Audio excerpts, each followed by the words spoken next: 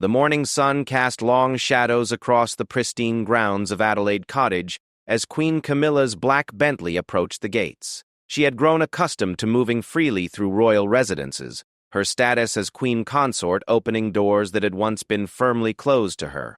Today, however, would prove different in ways she could never have anticipated.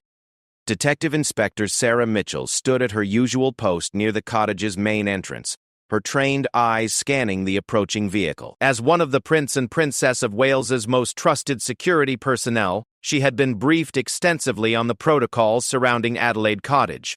The instructions had been crystal clear from the very beginning of her assignment. This residence was to be treated as a private family home, not a formal royal residence open to the broader royal family without prior arrangement.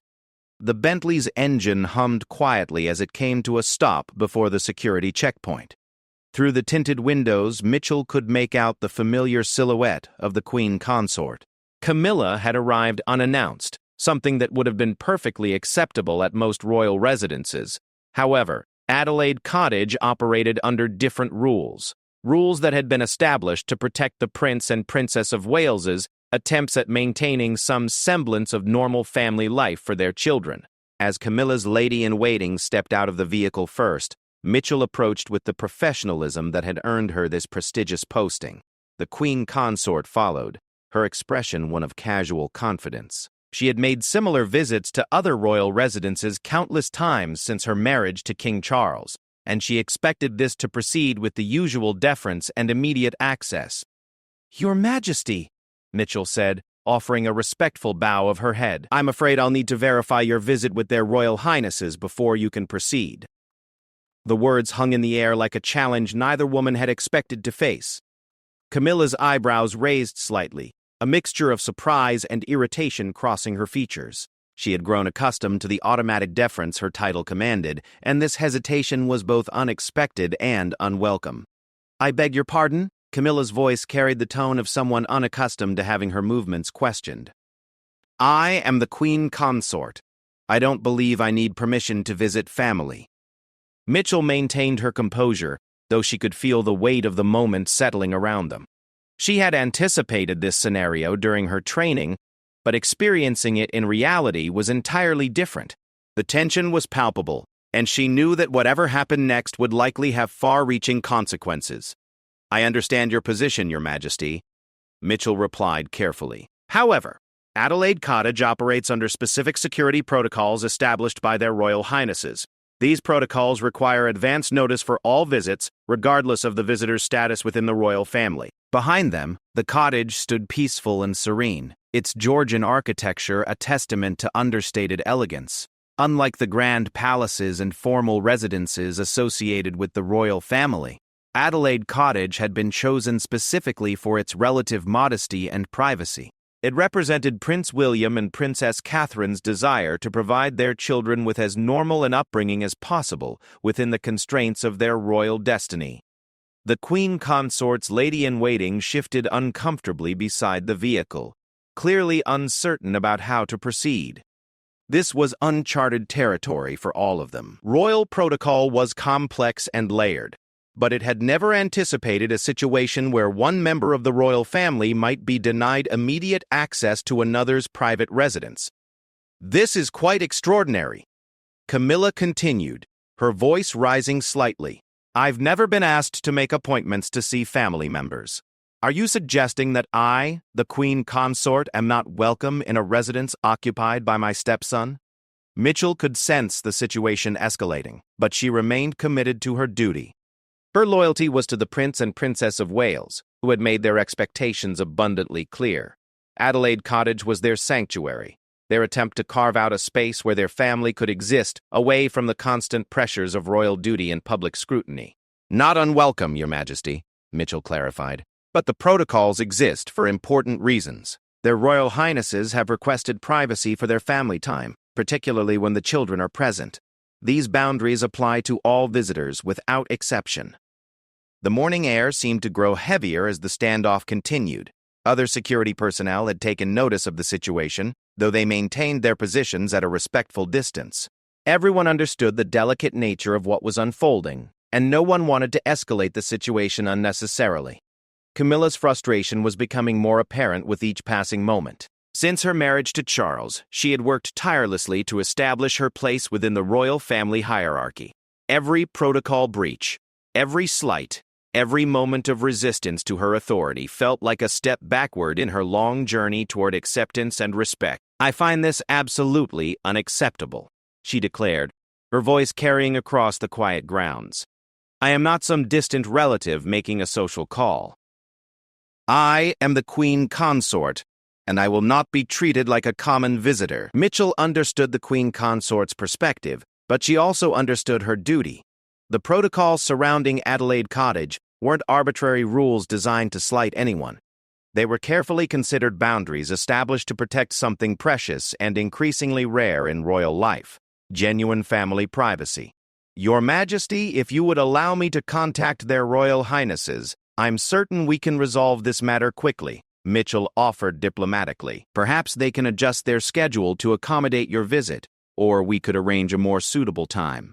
The suggestion seemed to offend Camilla even more. The idea that she needed to ask permission or wait for an appointment to see her stepson struck her as a fundamental misunderstanding of royal hierarchy. In her mind, her position as Queen Consort should supersede any domestic arrangements or privacy protocols.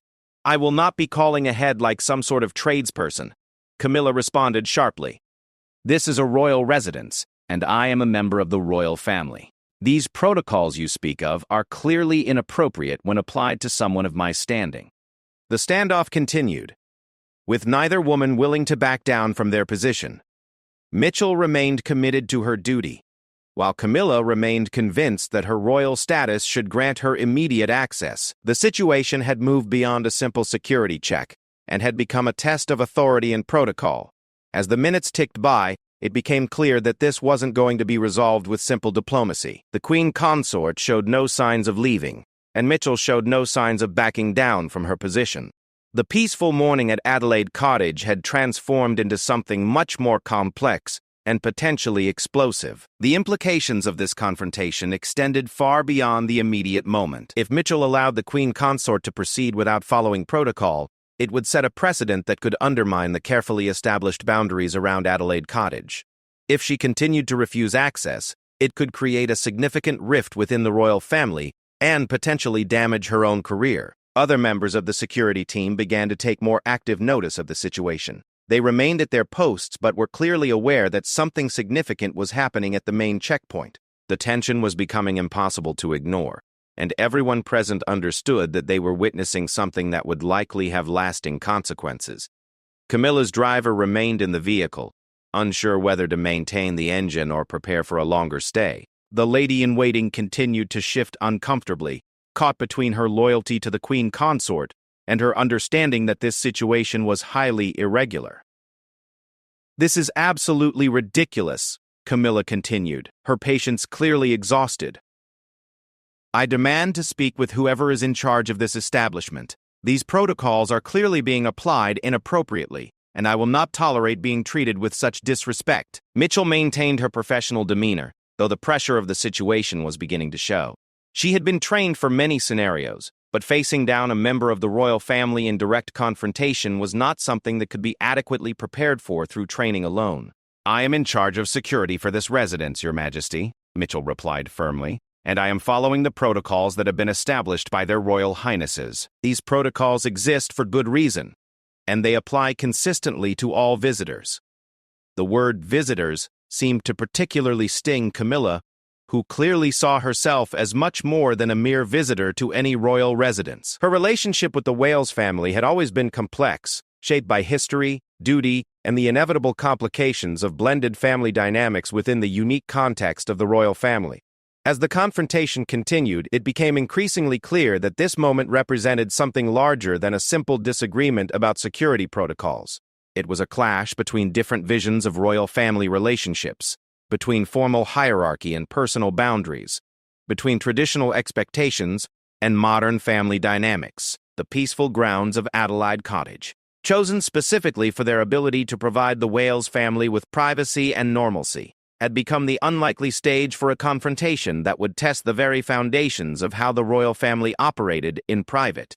Neither Camilla nor Mitchell could have anticipated when they woke up that morning that they would find themselves at the center of such a significant moment. The morning sun continued to climb higher, casting new shadows across the cottage grounds, but the standoff showed no signs of resolution. Both women remained committed to their positions, setting the stage for what would become one of the most significant breaches of royal protocol in recent memory. What had started as a routine security check had evolved into something much more complex, something that would ultimately force the entire royal family to confront questions about hierarchy, respect, boundaries, and the delicate balance between public duty and private family life. The consequences of this morning's events would ripple through the royal family for months to come, challenging assumptions and forcing difficult conversations that had been avoided for too long. As the standoff entered its second hour, it became clear that this was no longer just about access to Adelaide Cottage. It had become a defining moment that would reshape relationships, protocols, and expectations within the royal family. The peaceful morning had given way to something that would be remembered as a turning point, though none of those present could yet fully understand the magnitude of what was unfolding before them.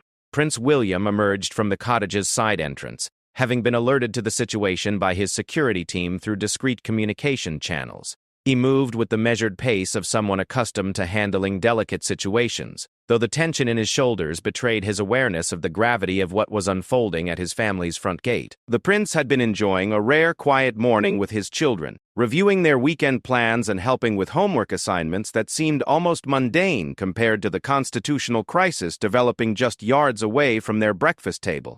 The irony wasn't lost on him that his attempts to create normalcy for his family had now generated the very type of confrontation he had hoped to avoid. As he approached the checkpoint, both Camilla and Detective Inspector Mitchell turned toward him, each hoping he would validate their position.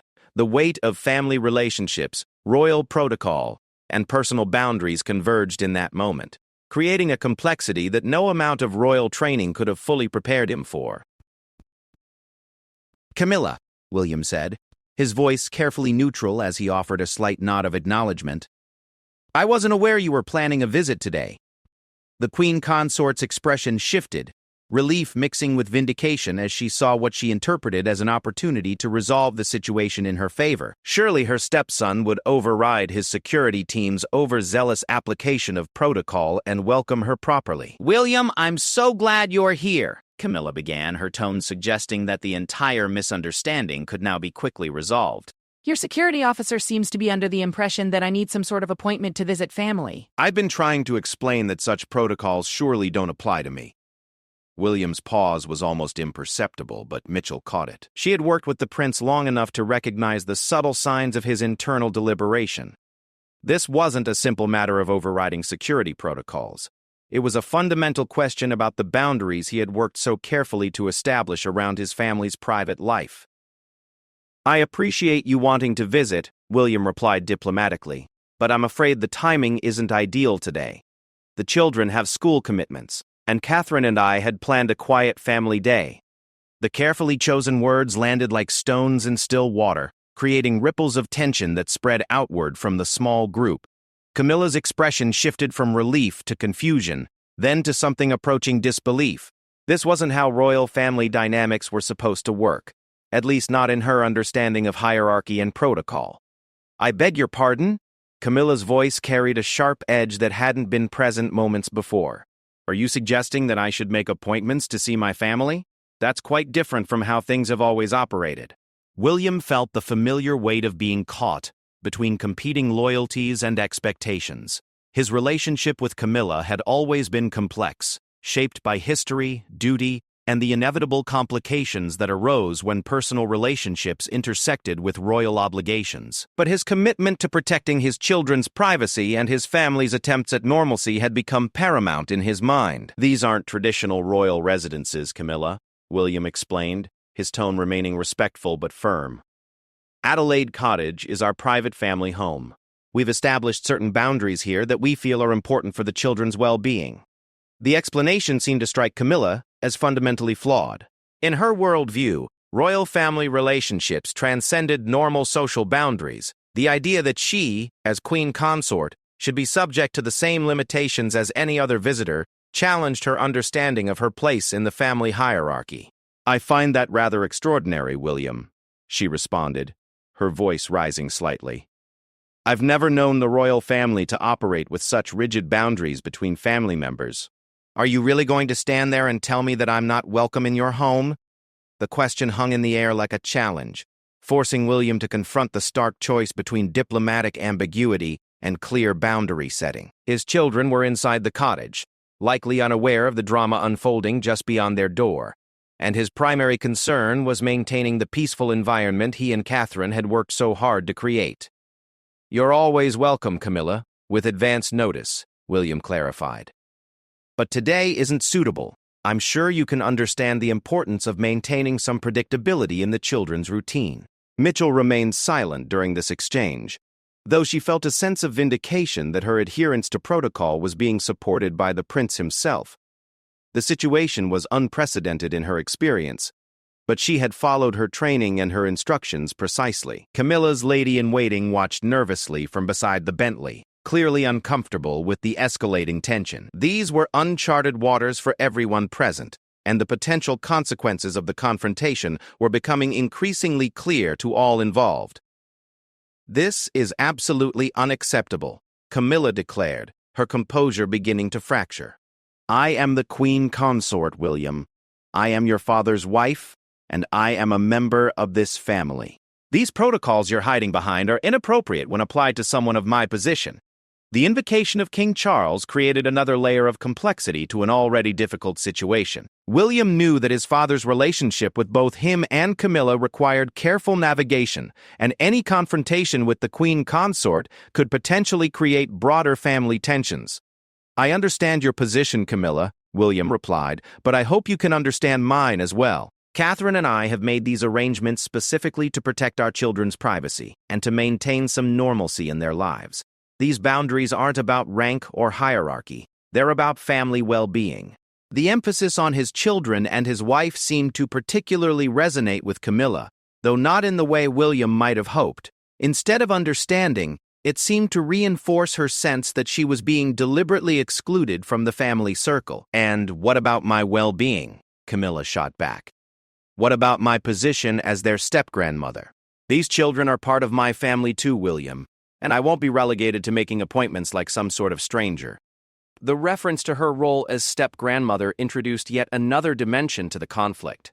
The relationship between Camilla and William's children had always been carefully managed, respecting both the children's attachment to their mother's memory and the practical realities of their father's new marriage. William felt the conversation spiraling beyond his ability to manage diplomatically. Every attempt to explain his position seemed to further inflame Camilla's sense of being wronged. The peaceful morning with his family was rapidly becoming a memory, replaced by the type of constitutional crisis he had hoped to avoid. Camilla, I think it would be best if we discussed this privately at a later time, William suggested, hoping to de-escalate the situation. Perhaps we could arrange a proper visit when everyone's schedules align better. The suggestion seemed to offend Camilla even more deeply. The idea that she needed to coordinate her schedule around her stepson's preferences struck her as a fundamental reversal of proper royal hierarchy. In her mind, her position as queen consort should take precedence over domestic arrangements. I will not be dismissed like a door-to-door salesman, Camilla responded angrily. This is completely inappropriate, William, and I intend to discuss this matter with your father immediately. The threat to involve King Charles was both expected and unwelcome. William knew that any escalation to his father would create broader family tensions and potentially undermine the careful balance he and Catherine had worked to maintain between their public duties and private family life. That's certainly your prerogative, William replied evenly, though the strain was beginning to show in his voice. But my position regarding Adelaide Cottage remains unchanged. This is our family's private residence, and we maintain certain boundaries here. Mitchell observed the exchange with growing concern about the potential long-term consequences. She had done her job according to her training and instructions, but the diplomatic fallout from this confrontation could be significant. The royal family's private disagreements rarely remained private for long. The standoff continued, with both sides maintaining their positions. William refused to compromise on the boundaries he had established around his family's private life, while Camilla refused to accept what she saw as an inappropriate limitation on her rights as queen consort and family member. Other security personnel maintained their positions but were clearly aware that they were witnessing something extraordinary. The protocols they had been trained to follow were being tested in ways no one had anticipated, and the resolution of this conflict would likely influence royal security procedures for years to come. The Queen Consort's driver remained in the vehicle, though the engine had long since been turned off. It was becoming clear that this wasn't going to be resolved quickly, and everyone present was beginning to understand that they were witnessing something that would have lasting consequences for royal family relationships. As the confrontation entered its third hour, the peaceful grounds of Adelaide Cottage had been transformed into something resembling a diplomatic crisis. The morning sun, which had started the day with such promise, now seemed to illuminate a family conflict that threatened to reshape the very foundations of how the royal family operated in private. William found himself caught between his loyalty to his father, his respect for Camilla's position, and his fierce determination to protect the boundaries he had established around his family's private life. The decision he made in this moment would set precedents that would influence royal family dynamics for generations to come. The cottage itself stood silent behind them, containing his wife and children, who were likely beginning to wonder about the commotion outside their door. The normalcy he had fought so hard to create was being challenged in the most public way possible, forcing him to choose between family harmony and family boundaries. As the standoff continued, it became increasingly clear that this moment would be remembered as a turning point in royal family relationships, a moment when private boundaries were tested against traditional hierarchy, and when the price of maintaining family privacy was measured against the cost of family discord. Detective Inspector Mitchell stepped forward with a resolve that surprised even herself. The extended confrontation had crystallized her understanding of what was at stake, and she realized that this moment would define not only her career, but also the future of royal family boundaries. The careful balance between respect for hierarchy and protection of privacy had reached a breaking point. "Your Majesty," Mitchell addressed Camilla directly, her voice steady and professional despite the extraordinary nature of the situation. "I must respectfully maintain my position. Adelaide Cottage operates under specific security protocols that prioritize the privacy and safety of the Prince and Princess of Wales and their children. These protocols do not include exceptions based on family relationships or royal rank." The words cut through the morning air with stark clarity. Mitchell had crossed a line from which there would be no return, making a declaration that challenged centuries of royal hierarchy and protocol. The silence that followed was profound, broken only by the distant sounds of birds singing in the cottage gardens. Camilla's face underwent a visible transformation, cycling through disbelief, anger, and something approaching shock. Never in her years as a member of the royal family had she been so directly confronted by someone she considered to be a subordinate. The very foundations of her understanding of royal relationships were being challenged in the most public way possible. "I beg your pardon?" Camilla's voice was dangerously quiet, the kind of controlled tone that often preceded explosive anger. "Did you just tell me, the Queen Consort of the United Kingdom, that I am not welcome in a residence occupied by my stepson?" Mitchell felt the weight of history pressing down on her shoulders, but her training and her loyalty to the Wales family kept her grounded. She had been entrusted with protecting not just their physical safety, but also their right to maintain boundaries that allowed them to function as a normal family within extraordinary circumstances. "I'm saying that this is a Wales-only zone, Your Majesty," Mitchell replied, her voice gaining strength with each word. "The protocols established for Adelaide Cottage are clear and non-negotiable. They exist to protect the privacy and well-being of their Royal Highnesses and their children, and they apply consistently to all potential visitors."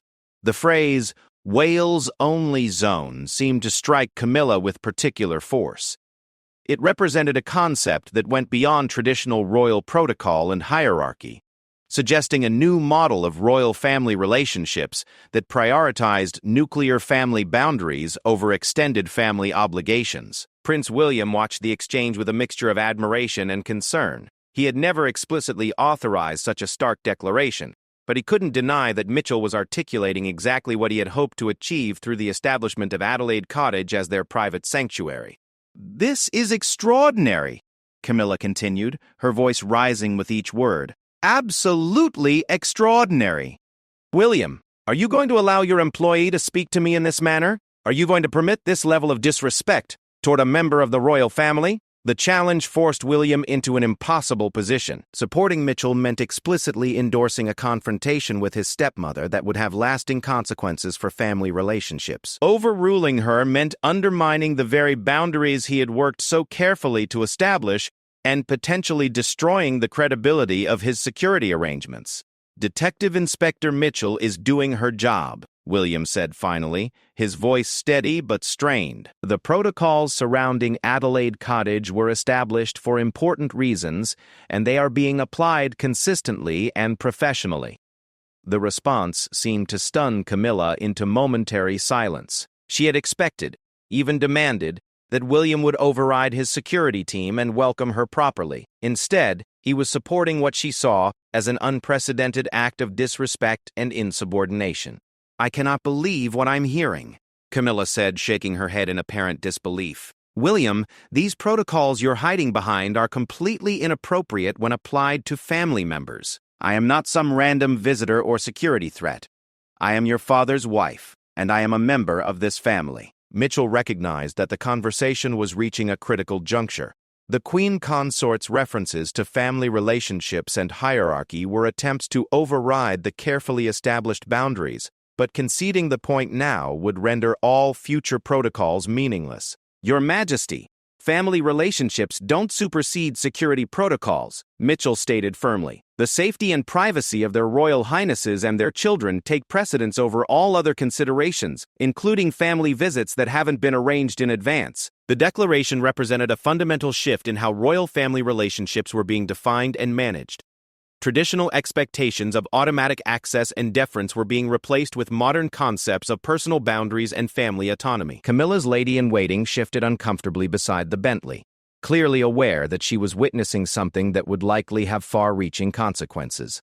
The confrontation had moved far beyond a simple security dispute and had become a public challenge to established royal hierarchy. "This is absolutely unacceptable," Camilla declared, her composure finally beginning to crack completely. "I will not be treated like a common intruder in my own family." These so-called protocols are being applied inappropriately and disrespectfully. William felt the situation spiraling beyond any hope of diplomatic resolution. Every attempt to maintain both respect for Camilla and protection of his family's boundaries was being met with increased resistance and anger. The peaceful morning he had planned with his children was becoming a distant memory. "Camilla, I understand your frustration," William tried once more, "but I hope you can understand our position as well.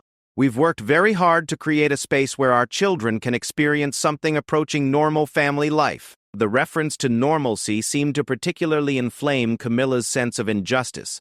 In her worldview, royal life wasn't meant to be normal, and attempts to create artificial normalcy shouldn't come at the expense of established family relationships and hierarchies. "Normal?" Camilla repeated, her voice filled with incredulity. "William, we are not a normal family. We are the royal family, and that comes with certain obligations and expectations. You cannot simply opt out of family relationships because they interfere with your domestic arrangements." Mitchell remained silent during this exchange, though she felt increasingly confident that her position was correct. The prince's support, however reluctant it might be, validated her understanding of the protocols and their importance in maintaining the boundaries that allowed the Wales family to function. The standoff had now lasted several hours, and it was becoming clear that neither side was prepared to back down. The Queen Consort showed no signs of accepting the limitations being placed on her access, while Mitchell and Prince William remained committed to maintaining the boundaries they had established. Other security personnel had begun to take more active notice of the situation, though they maintained their positions and avoided direct involvement in what was clearly a highly sensitive family matter. Everyone present understood that they were witnessing something unprecedented in modern royal history. The cottage grounds, which had been chosen specifically for their peaceful and private atmosphere, had become the unlikely stage for a confrontation that challenged the very foundations of royal family relationships. The morning sun, now high overhead, seemed to illuminate the stark divisions that were being revealed. Camilla's driver had long since turned off the vehicle's engine, accepting that this wasn't going to be a brief visit. The entire entourage was beginning to understand that they were witnessing something that would be remembered and analyzed for years to come. "I want to speak with Catherine," Camilla announced suddenly, apparently hoping that the Princess of Wales might be more amenable to family visits than her husband. Perhaps she can explain to me why I'm being treated so disrespectfully. William's expression tightened at the suggestion. Involving Catherine would mean bringing the confrontation directly to his family's doorstep, potentially exposing his children to the very type of conflict he had hoped to shield them from. Catherine is not available, William replied firmly, and I won't have this discussion moved inside the cottage. Our position remains unchanged, Camilla. Adelaide Cottage operates under specific protocols that require advance arrangement for all visits. The refusal to allow access to Catherine seemed to represent the final straw for Camilla's patience. She had been denied entry, contradicted by security personnel, and now prevented from speaking with another family member who might have been more understanding of her position. This is completely unacceptable, William, Camilla declared, her voice carrying across the quiet grounds. I am the Queen Consort, and I will not be treated like an unwelcome stranger by my own family. This conversation is far from over. The threat was clear, though its specific implications remained uncertain.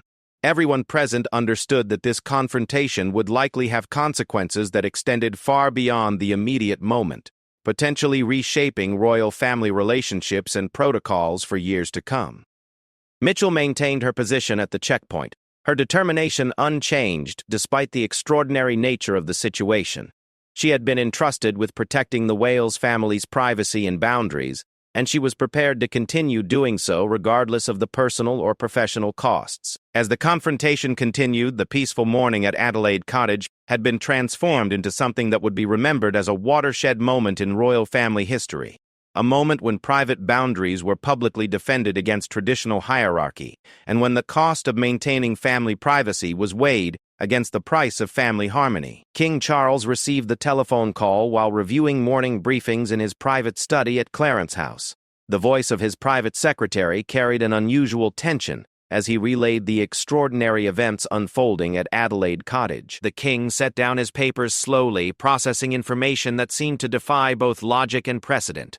I'm sorry, could you repeat that? Charles asked, though he had heard every word clearly the first time. The idea that Camilla had been denied access to his son's residence by a security officer seemed so far outside the realm of possibility that his mind struggled to accept it. The private secretary's detailed account painted a picture of escalating confrontation that had now lasted several hours, with neither side showing any signs of backing down. The Queen Consort remained at the cottage gates, Prince William continued to support his security team's position, and Detective Inspector Mitchell maintained her stance that Adelaide Cottage was indeed a Wales-only zone. Charles felt the familiar weight of family obligations competing with royal duties, personal relationships intersecting with constitutional responsibilities. His marriage to Camilla had required careful navigation of complex family dynamics, and any perceived slight against her could have far-reaching implications for family unity. Have William or Camilla requested my intervention? Charles asked, though he suspected he already knew the answer. Both his wife and his son were strong-willed individuals who rarely sought outside mediation for their disagreements, preferring to resolve matters through direct confrontation. Not officially, Your Majesty, the private secretary replied carefully, though Her Majesty the Queen Consort did indicate that she intended to discuss the matter with you directly. The diplomatic language couldn't disguise the reality that this was rapidly becoming a constitutional crisis within the royal family. The precedent being set at Adelaide Cottage would influence how royal family relationships operated for generations to come, and Charles found himself in the impossible position of having to choose between supporting his wife and supporting his son. Meanwhile, back at Adelaide Cottage, the confrontation had attracted the attention of nearby residents and passing pedestrians, though royal protection officers worked to maintain a discreet perimeter around the unfolding drama. The very public nature of the dispute meant that any resolution would be scrutinized and analyzed by both family members and the broader public. Princess Catherine had been made aware of the situation through internal communications, though she remained inside the cottage with the children. Her position was particularly delicate, as she was simultaneously Camilla's stepdaughter-in-law and the primary protector of her children's privacy and normalcy. The children themselves remained largely unaware of the drama unfolding just beyond their door, though the prolonged absence of their father and the increased activity among security personnel hadn't gone completely unnoticed. Catherine worked to maintain their normal routine while internally processing the implications of what was happening.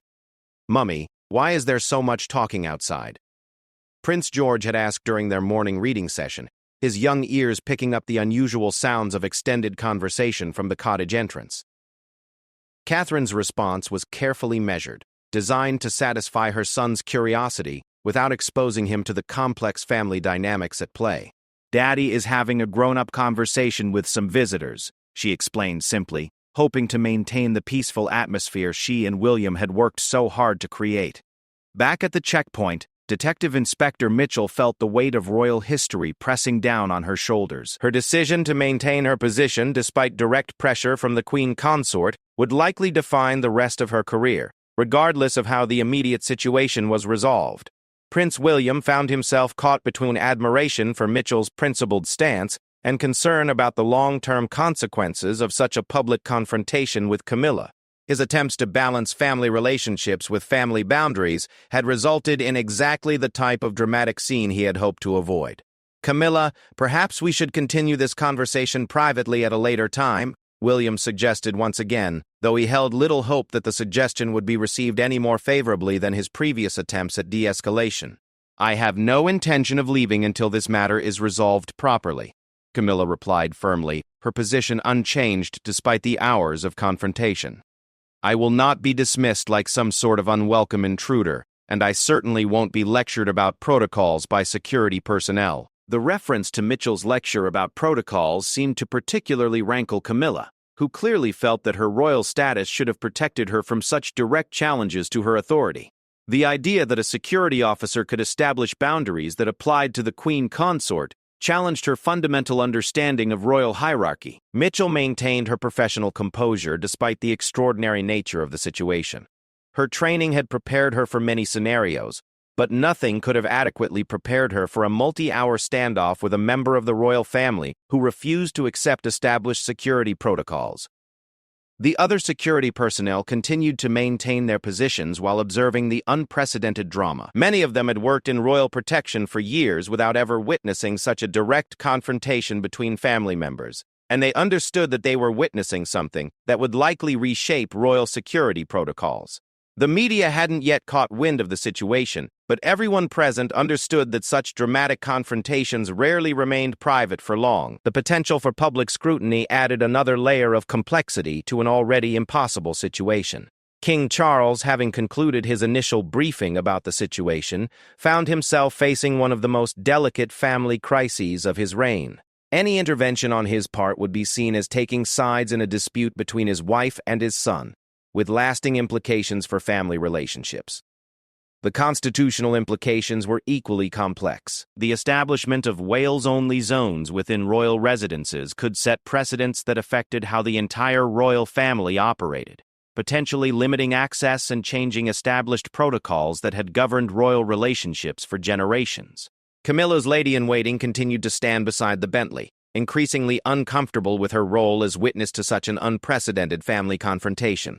Her position required absolute discretion, but the public nature of the dispute made traditional confidentiality protocols almost meaningless. The cottage itself stood peaceful and unchanged throughout the drama, its Georgian elegance providing a stark contrast to the constitutional crisis unfolding at its gates.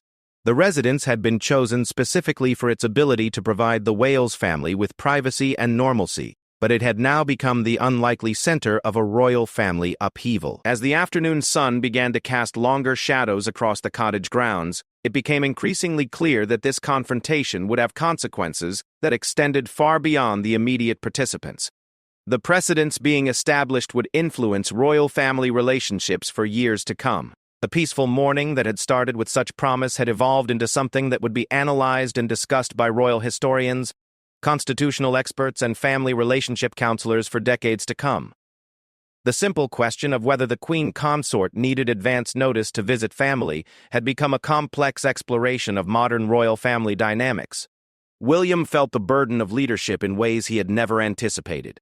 His decision to support Mitchell's position represented a fundamental choice about the kind of royal family he wanted to lead in the future, prioritizing personal boundaries over traditional hierarchy. The standoff showed no signs of resolution as the day progressed, with both sides maintaining their positions despite the obvious costs of continued confrontation.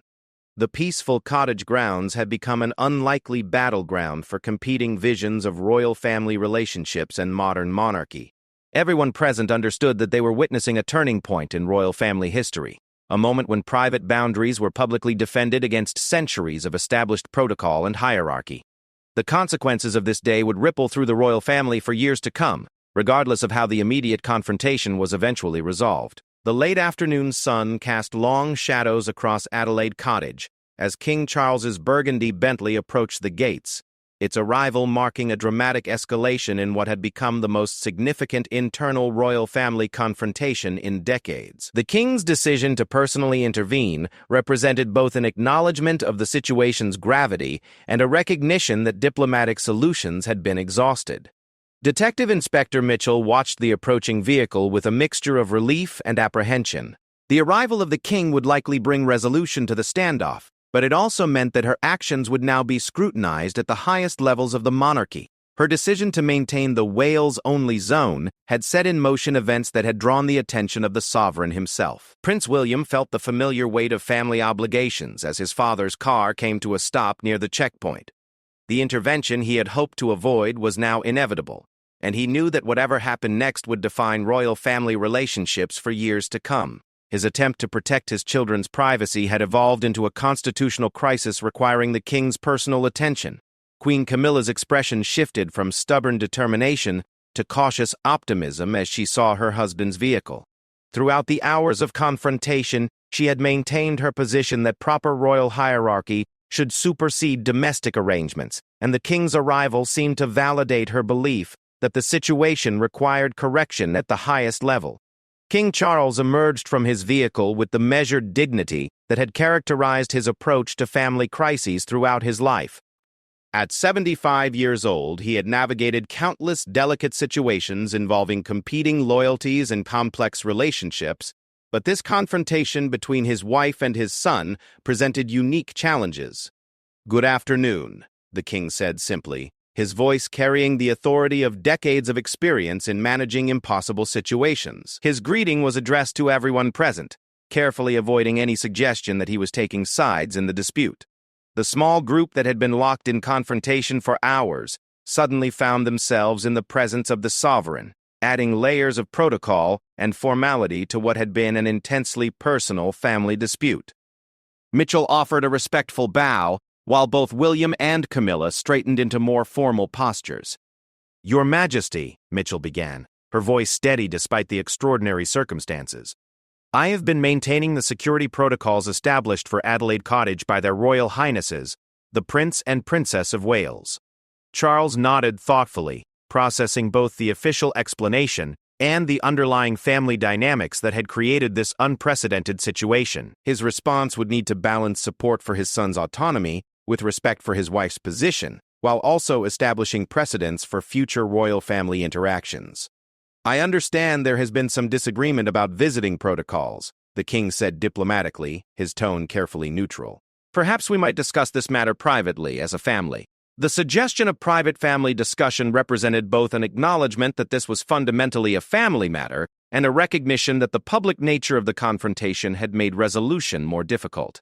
Charles understood that any solution would need to address both the immediate dispute and the broader implications for royal family relationships.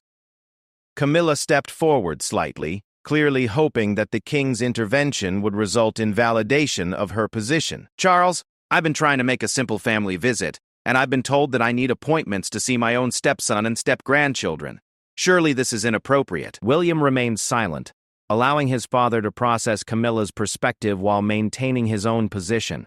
The careful balance he had tried to maintain throughout the confrontation now depended on his father's understanding of the boundaries he had worked to establish around his family's private life. "I think it would be best if we continued this conversation away from the gates," Charles said finally, his diplomatic solution acknowledging both the need for privacy and the importance of resolving the underlying issues. Mitchell felt a moment of uncertainty about whether the king's arrival meant that her adherence to protocol would be overruled, but she maintained her position at the checkpoint. Her commitment to the Wales family's established boundaries hadn't wavered throughout the long confrontation, and she wasn't prepared to compromise them now. "Your Majesty," Mitchell said respectfully, "the protocols for Adelaide Cottage are clear and have been consistently applied. They require advance arrangement for all visits without exception." The quiet firmness of her statement seemed to surprise even Charles, who had rarely encountered such direct adherence to protocol in family matters. Mitchell's unwavering commitment to her duties represented something new in royal family dynamics, a prioritization of established boundaries over traditional hierarchy. "I appreciate your dedication to your duties, Detective Inspector," Charles replied carefully, "though I think some flexibility might be appropriate in family situations." The suggestion of flexibility represented exactly what Mitchell had been trained to resist. The protocols surrounding Adelaide Cottage weren't designed to be flexible. They were designed to provide absolute protection for the Wales family's privacy and the children's right to normalcy. "With respect, Your Majesty, flexibility in security protocols creates vulnerabilities that could compromise the safety and privacy of their Royal Highnesses and their children," Mitchell responded, her professional training overriding any inclination toward diplomatic accommodation. The exchange between the king and his son's security officer highlighted the fundamental tension at the heart of the confrontation. Traditional royal family relationships assumed automatic access and deference, while modern security protocols prioritized protection and boundaries above familial considerations. William watched the conversation with growing appreciation for Mitchell's principled stance. Her willingness to maintain established protocols, even in the face of pressure from the highest levels of the royal family, validated his decision to establish clear boundaries around his family's private life. "Perhaps we could arrange a proper visit for later in the week," William suggested, offering a compromise that acknowledged Camilla's desire to see the family while maintaining the advance notice requirement that protected their privacy. Camilla's expression made clear that she found the suggestion of scheduling family visits fundamentally objectionable. In her understanding of royal family relationships, the spontaneous nature of family interactions was part of what made them genuine rather than formal obligations. "I don't want to schedule appointments to see my family, William," Camilla replied, her frustration still evident. Family visits shouldn't require the same planning as state functions. Charles found himself caught between competing visions of royal family life, each with valid justifications and important implications. Supporting Camilla's position would validate traditional hierarchical relationships, but potentially undermine his son's efforts to create normalcy for his grandchildren. Supporting William's boundaries would protect the children's privacy but might create lasting resentment and family division.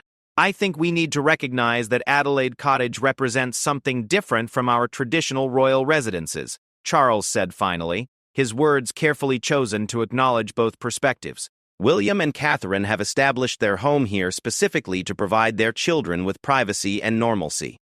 The king's acknowledgement of the cottage's special status seemed to provide validation for the boundaries that had been established, though his diplomatic language avoided taking explicit sides in the family dispute. Mitchell felt a sense of vindication as the sovereign acknowledged the unique nature of Adelaide Cottage's protocols. Her adherence to established boundaries was being recognized as appropriate rather than insubordinate, validating her professional judgment and training.